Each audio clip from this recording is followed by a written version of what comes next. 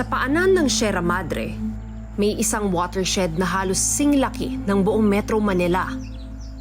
Halos 58,000 na ektarya ang sakop nito. Kilala ng marami ang Angat Watershed Forest Reserve dahil sa tubig at kuryenteng nanggagaling dito. Isa sa mga lugar na sinusuplayan nito ang buong Metro Manila. Galing dito sa drop-off area sa Angat Dam, mga 1 oras na bangka papunta dun sa Sitio Pinag-anakan. Wala raw kasing ibang paraan para makarating doon kundi bangka. Pero maliit na bangka lang yung bumabiyay at medyo maalon ngayon. Kaya 1 oras sana maayos naman yung biyahe natin.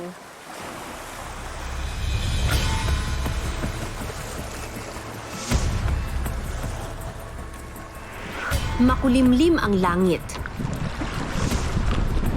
Maalon ang tubig. At dikatig lang ang bangkang sinakyan namin.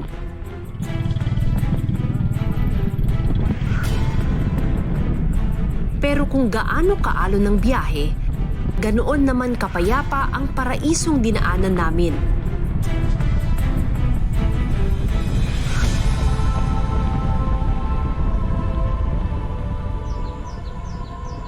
Sa loob ng kabundukan, narito ang komunidad ng mga katutubong dumagat.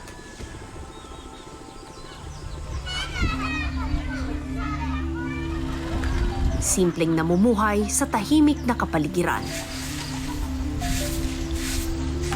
Iginagalang ang kalikasan bilang bahagi ng kanilang kultura.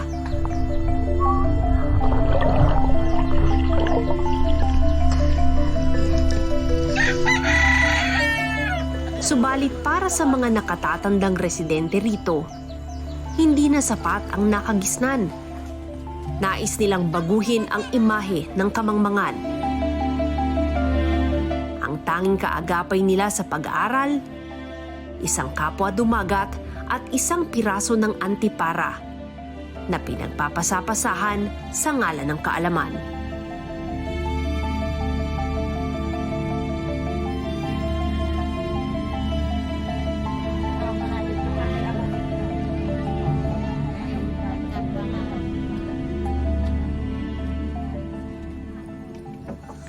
Grabe. Kanina wala na kami nakikita. Akala ko lang wala nang mga bahay dito sa loob. Pero ang dami pa nila ditong nakatira.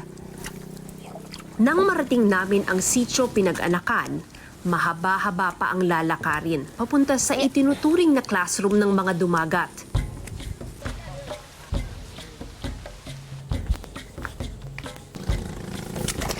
Whoop! Ay! Ay! Teka lang. Yung chinilas na tanggal. Yun. Ayos. Yeah. Wala pa tayong 2 minutong naglalakad, ha? Medyo challenging yung terrain nila dito.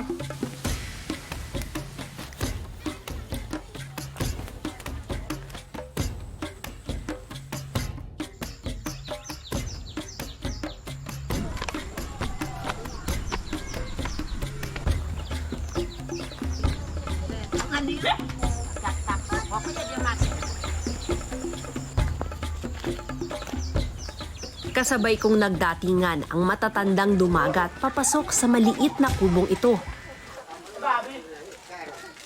Akala mo may gaganaping Council of Elders.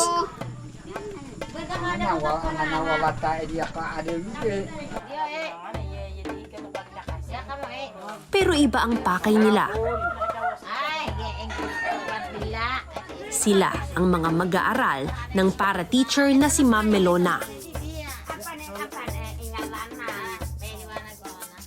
Hindi matukoy ang edad ng bawat isa dahil lahat sila ay walang birth certificates.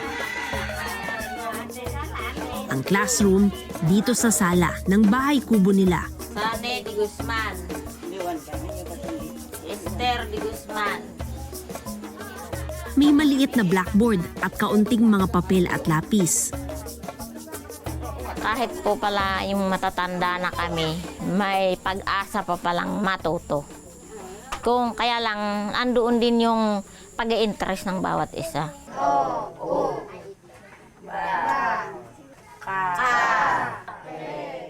Ang schedule ng klase isinisingit kung kailan libre ang bawat isa. Ang kanyang mga estudyante, kamag-anak, kapitbahay at mga kasitso. Walang signal sa sitio pinag-anakan, Matarik kami. kaya niraradyohan ang mga estudyante pag klase na. Matatamay adi indi ni Hepag. Sa kung anong oras yung sinabi ko, pag natapos silang mga lakal, pumupunta naman po sila. Dahil may kaunting kaalaman na sa pagbabasa, sisiw na lang sa kanila ang pinakitang flashcards ni Ma'am Melona. La. Ma. Pero bumabagal ang klase tuwing pagsusulat na ang leksyon. Magsusulat po silang lahat ng pangalan, kaya lang po hindi po pwedeng sabay-sabay. Yung mga senior, kasi malalabo po ang mata. Mag-iintay po na makatapos yung isa para mahiram po yung salamin. Ang salamin na ito nabili sa halagang 50 pesos. Isang antipara na pinaghahatian ng matatandang estudyante ni Melona.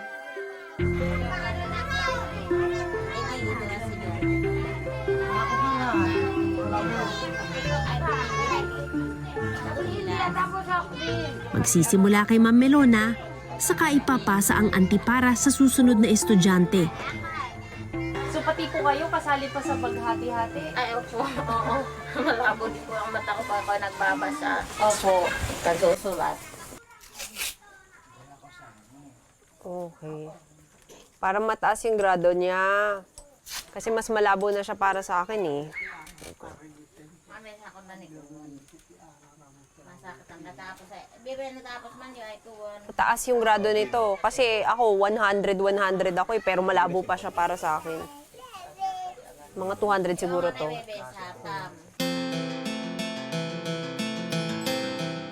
Kaya ganito kadalasan ang eksena sa klase.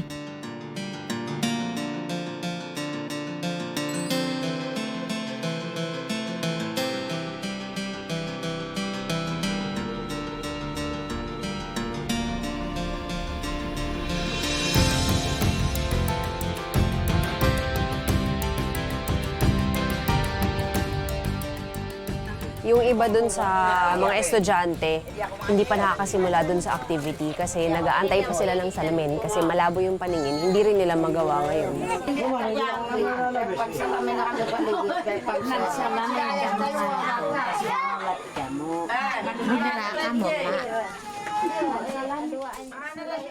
Sinusukat nito ang haba ng pisi ng mga katutubo para matuto.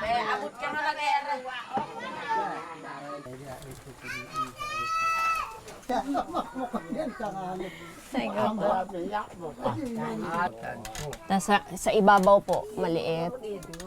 Tapos sa ibaba ulit, maliit.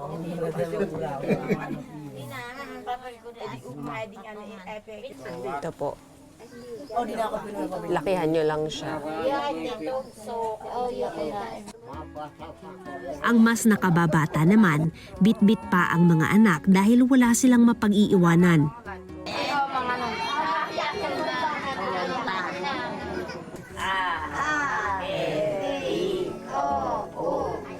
Kung tutuusin, nagkakaintindihan naman sila rito sa sitio pinag-anakan.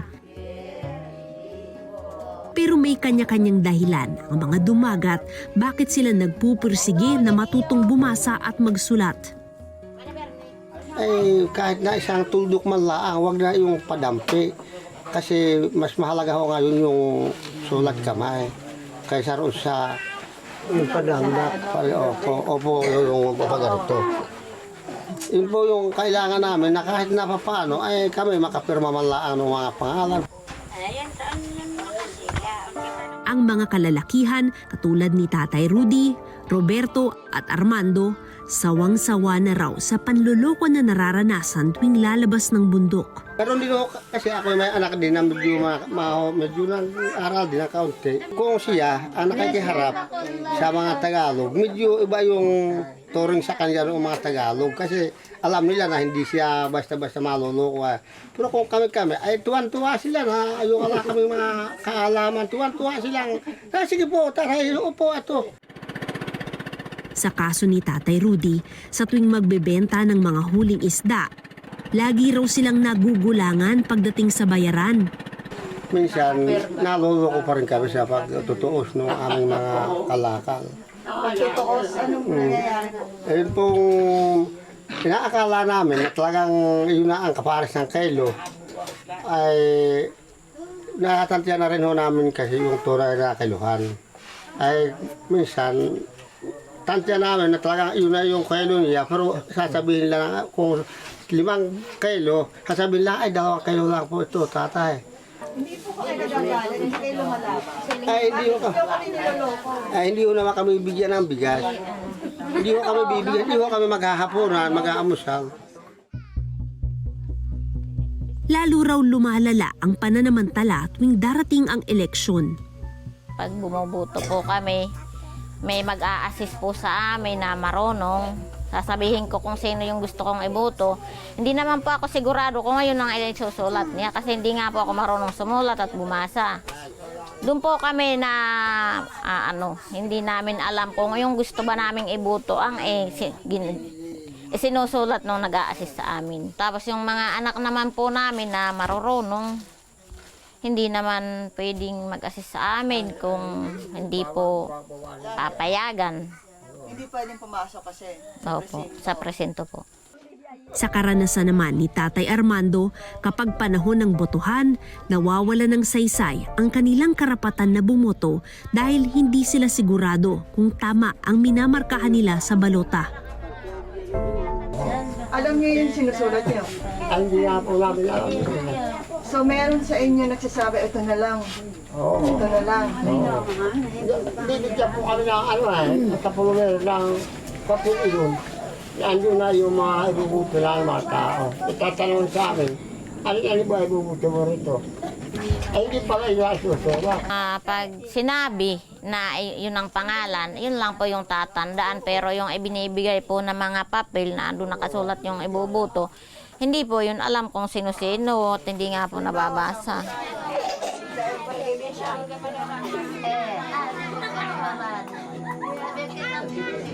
Ito ngayon ang hamon kay Ma'am Melona.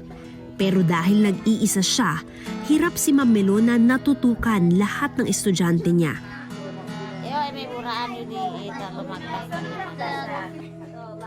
Tumatagal ng 2 oras ang pag-aaral nila. Limitado kasi ang galawan dahil sa iisang antipara.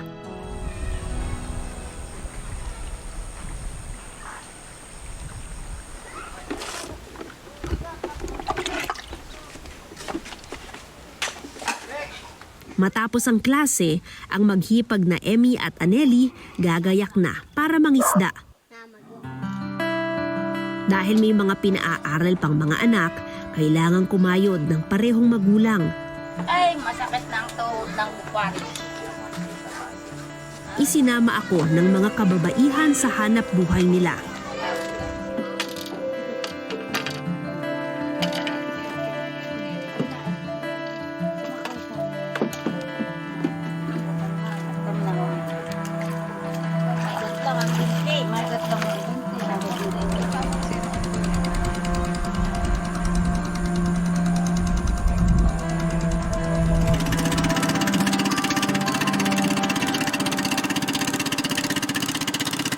Si Ma'am Melona, paninisid din ang isa sa pinagkakaabalahan. Sisisid sila para mangisda. Ni walang katig ang maliit na bangkang sinakyan namin.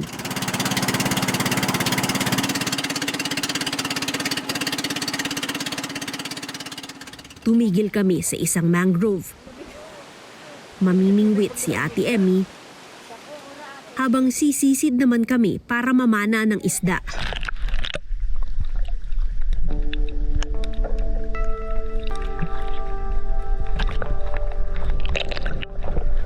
Medyo tusok-tusok yung inaapakan kasi yung mga ugat.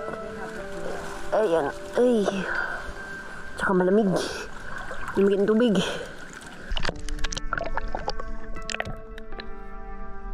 Iyakap ka sa mga... Kasi ang dulas nung tinatapakan tsaka ano siya, hindi pantay. Dahan-dahan. Ayan, kapit-kapit sa mga sanga. Malabo ang tubig at halos wala na kaming makita. Pero tuloy pa rin sila sa pagsisid.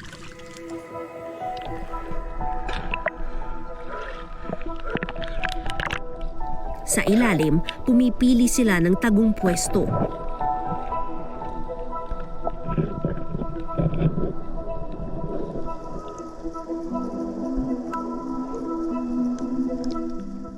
Saka mag-aabang habang nakadapa.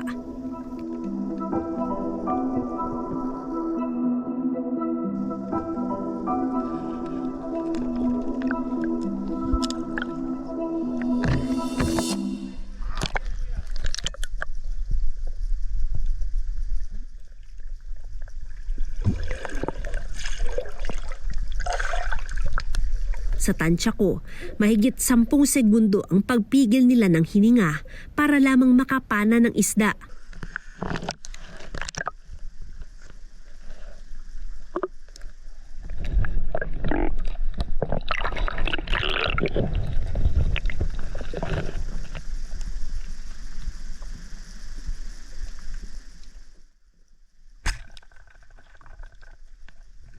Sa wakas, may nahuli si Ma'am Melona.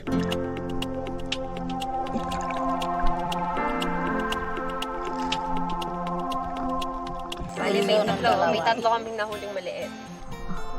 Ayun, ang dami. Ito, ma'am, ito. Sila ka lang saka.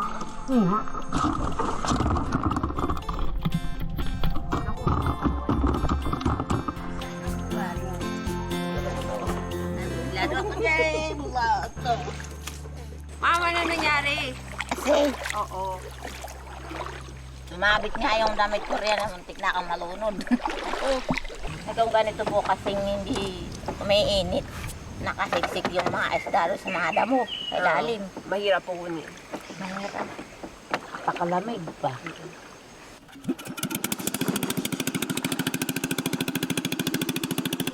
Palubog na ang araw kaya wala na raw kaming mahuhuli pa. Wala mang nahuling pambenta, may pang-ulam naman sila ngayong gabi.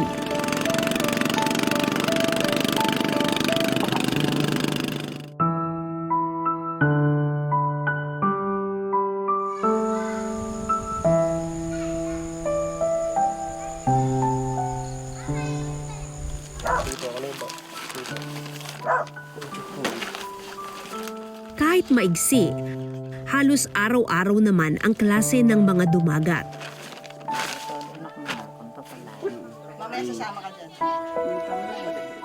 Para hindi makalimutan ang mga leksyon nila, nagre-review rin daw sila sa kani-kanilang bahay.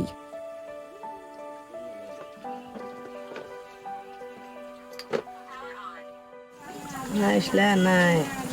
Yun nga pinag-uusapan namin magkaka-eskwel lang puro matatanda. Yung mga anak nga natin ay nagsikap ay tayo pa kayang matatanda.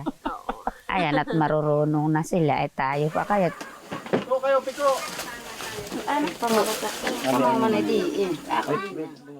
Kadalasan, ang hipag nitong si Emmy nakikireview sa mag-ina.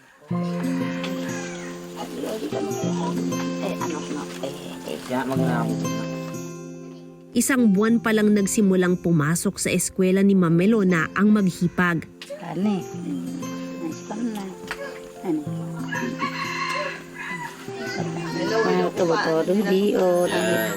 Ang problema nga lang, hindi rin sila regular nakapupunta. Dahil mas prioridad nila ang kumakalam na sikmura kaysa paglaan ng oras sa klase. Papasok po kami na isang araw hanggang isang oras lang. Hindi kami sama-sama ng maghahanap buhay, mamimingwit, maghahanap ng kalakal. Ayun ho ang trabaho namin. Karamihan sa mga nag-aaral ay yung mga misis. dahil abala sa paghahanap buhay ang mga mister. Yun nga po, bakit ngayon naisipan ninyo? Pwede namang nung bata-bata kayo nag-aral po. Ay, ala pa hong school. Nagpasalamat nga ho kami dahilan kay Ma'am Arlene. Kami tinulungan niya bawat sitio ay nagka-school na. Pero ang mainam sa komunidad na ito, nagpapalitan sila ng kaalaman. Ang matatandang estudyante ni Ma'am Melona, binabahagian naman siya ng mga kakaibang tradisyon ng mga dumagat. Isa rito ang katutubong komunikasyon na iilan na lang ang nakakaalala at nanganganib na mawala na.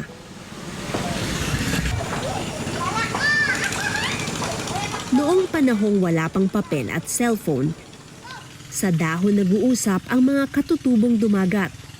Halimbawa, nag-uusap doon ng kami, ikaw sila, at dito siya magdadaan. Pag halimbawa, nakaganyan ang dahon. Nakaganyan. Lalo na kung may dagang bato yan, mayroong kaunting nakakadagan yan. May ibig sabihin yan sa amin. Dating dito, sa kaya siya. Pag nakita yung dahon, nakaharap yan. Diyan, andun pala siya. Nandun siya. Andun siya. Si Biseta ka ni. Rode Portura Deno ka ni. Ngayon, two-way radio na ang ginagamit ng mga taga rito. Dumi ang kamo dito na umpisa ka tamdi agi adel. Kape, ay na kami di. Ay inadla ni Nick di na dia kuan na tribal padiin yun dito. Pero limitado ang baterya ng two-way radio. At sa solar power lang umaasa ang sityo.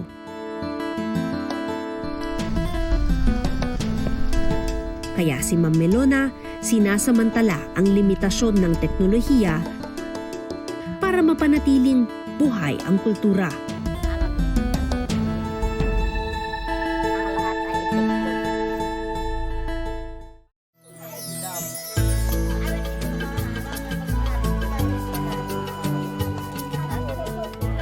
Ang bundok na ito ang classroom ng mga bata ngayong araw.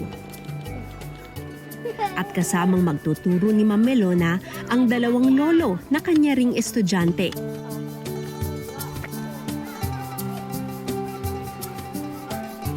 Nanguha muna sila ng mga dahon.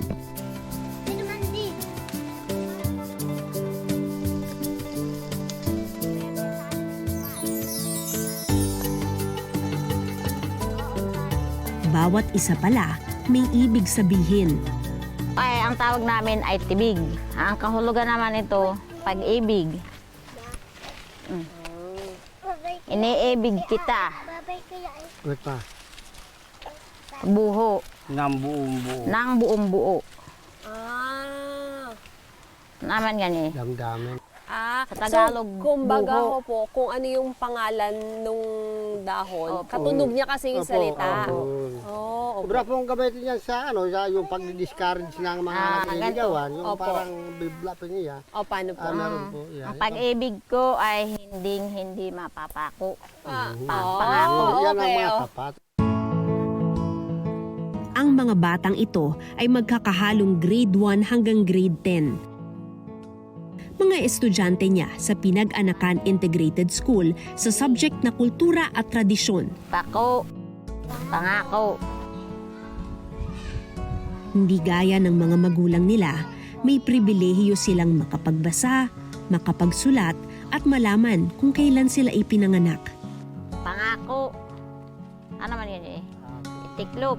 Pero mahalaga sa mga katutubong dumagat na hindi makalimutan ang kultura nila. Pangakong dapat tibig pag-ibig para di ako. Hindi naman po hinahadlangan na sila ay matuto. Kasi gustong-gusto rin namin na matuto sila. Mayroon makapagtapos sa amin. Pero ang gusto ko lang na kahit saan sila makarating, yung kanilang pinagmulan ay kailangan ay bit-bit pa rin nila. Huwag nating limutin yung ating pinagmulan. Kasi pag wala na kami, wala na. Mabubura na ang katutubong dumagat. Bilang millennial, namangha ako sa makaluma pero malikhaing paraan ng komunikasyon ng mga dumagat. Nakapanghihinayang lang na mismong lugar ng mga katutubo, halos patay na ang kulturang ito.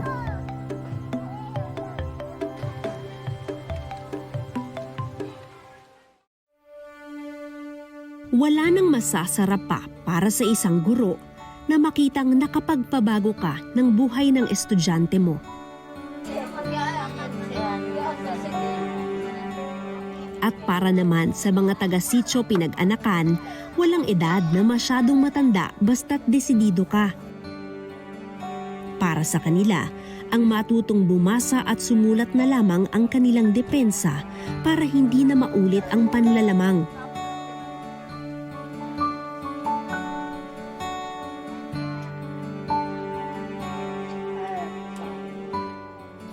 Ay kami ho, nung nakaraan, ay parang nakapikit ho kami. Ay siguro ho ngayon namumulat na kami nung makapag-aral na ang mga anak namin. Natuto na ang kalooban namin na mag-aral din ako at natututo itong mga anak ko. Ako naman hindi. Kaya namulat na kami sa ganitong sitwasyon. At kahit anong edad pwede mag-aral.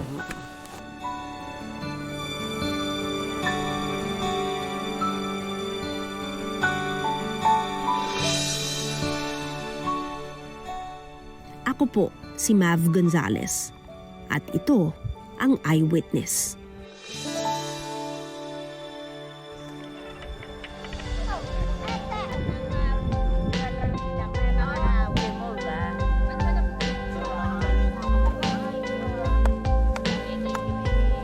Ayos to. Nasisira ang mata.